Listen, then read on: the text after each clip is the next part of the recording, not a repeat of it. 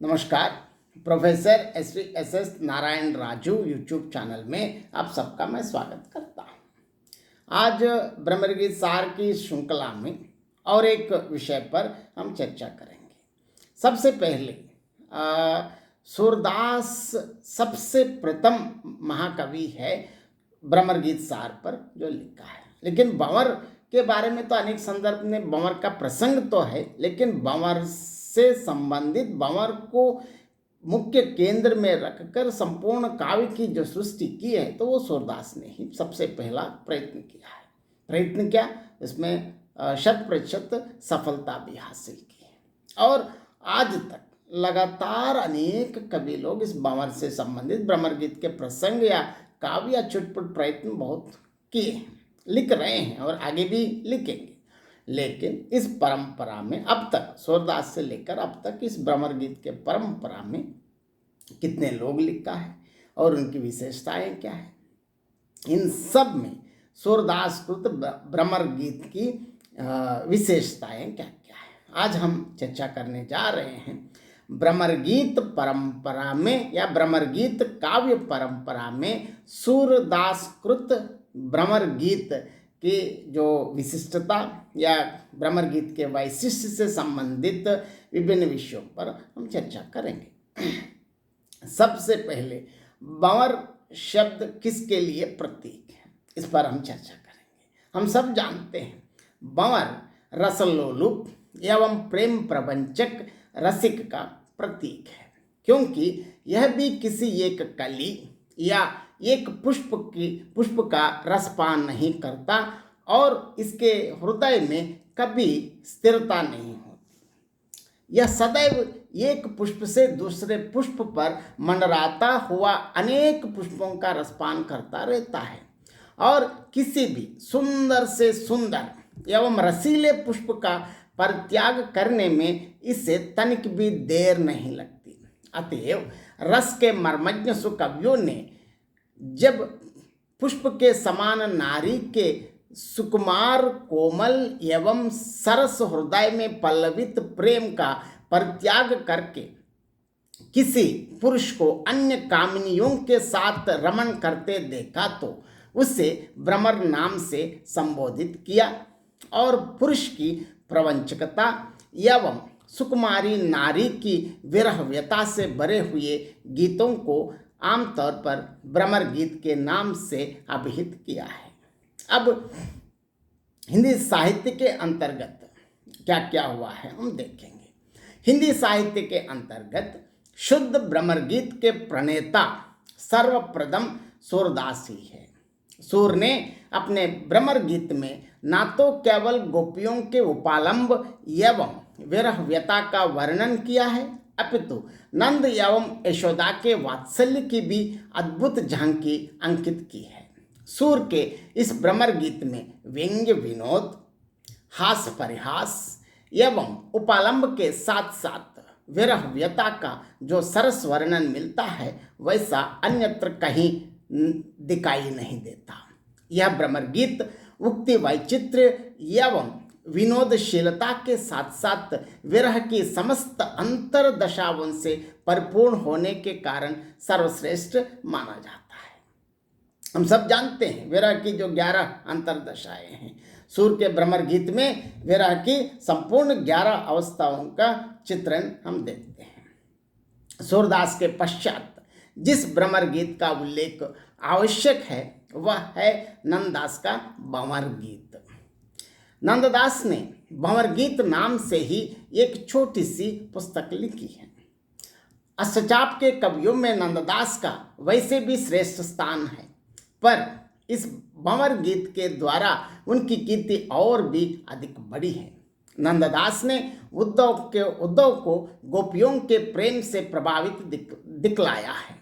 परमानंद दास भी कुछ पद ब्रह्मगीत से संबंधित लिखे हैं। उन्होंने सूर अथवा नंददास की भांति स्वतंत्र रूप से इस प्रसंग को इतना व्यापक विस्तार नहीं दिया। चाचा हित वृंदावन दास ने फुटकुल पदों में ब्रह्मगीत प्रसंग को लिखा है। रसकान, मलूक दास, सेनापति और मुकुंद दास इसी परंपरा के कवि हैं। इनमें रसकान और सेनापति के तो कुछ कुछ चंद ही इस विषय पर हैं। मलुकदास की उदो 25 नामक पुस्तक है और मुकुंद दास का 75 चंदों का एक भंवर गीत है, वह नंददास से प्रभावित है। भ्रमर गीत परंपरा में थोड़ी बहुत रचना करके योगदान देने वाले और भी बहुत से कवि आगे आते हैं। रीतकाल के कवियों की रचनाओं में भ्रमर गीत प्रसंग से संबंधित कुछ संकेत मिलते हैं।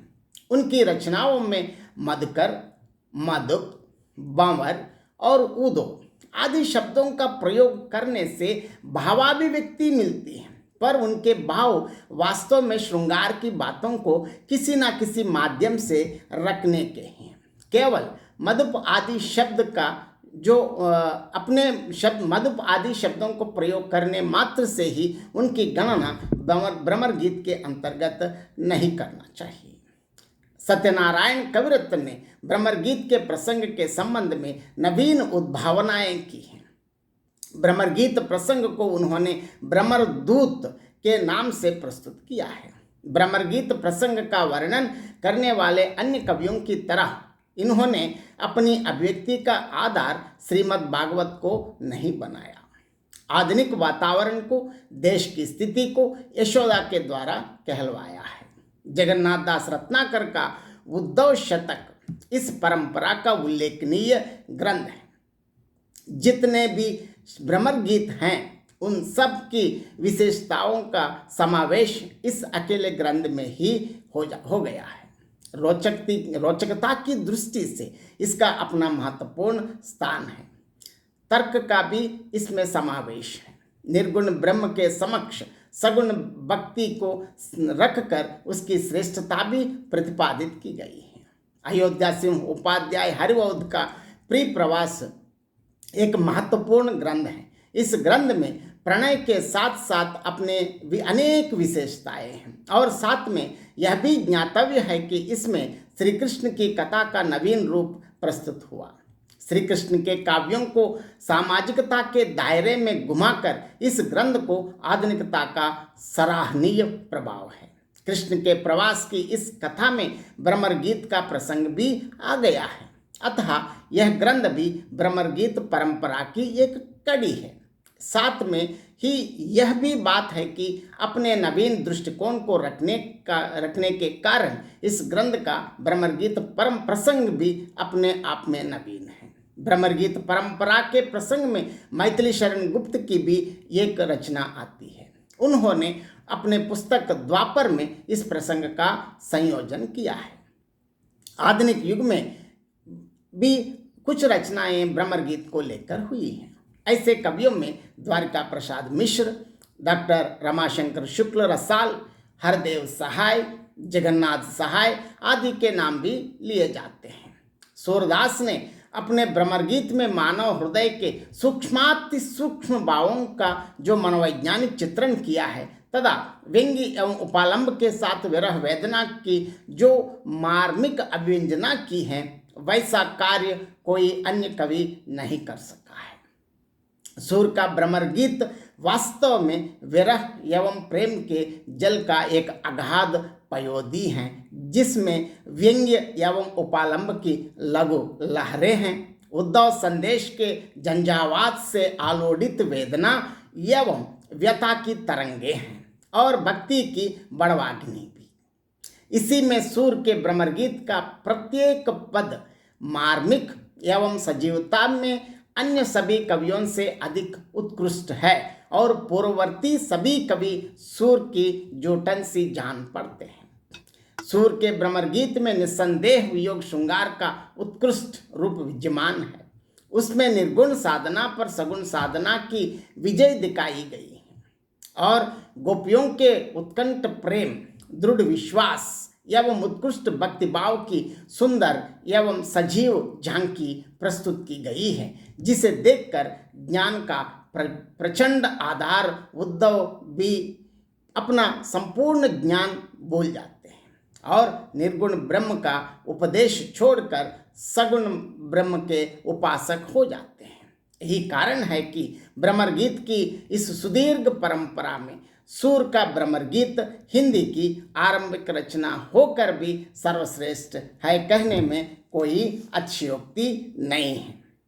इस प्रकार भ्रमर गीत से संबंधित इस संपूर्ण समय में सूरदास से लेकर आज तक विभिन्न खासकर भक्तिकाल, रीतिकाल और आधुनिक काल तक के विभिन्न कवियों की रचनाओं को एक बार एक संक्षेप में अगर एक बार छानबीन करें और देखें और अवलोकन करने से इस भ्रमर गीत प्रसंग में अधिकांश भ्रमर गीत सुर से प्रभावित या लगभग छुटपुट प्रयत्न माना जाता है और इस संपूर्ण परंपरा में सूरदास कृत या सूरदास द्वारा रचित भ्रमर गीत सार सबसे सर्वोत्कृष्ट, सर्वोत्तम और वास्तव में सही भ्रमर गीत सार कहना सही मानता हूँ। धन्यवाद। आप सब इस वीडियो को देखने या सुनने के बाद जरूर आप अपनी प्रतिक्रिया व्यक्त कीजिए। धन्यवाद।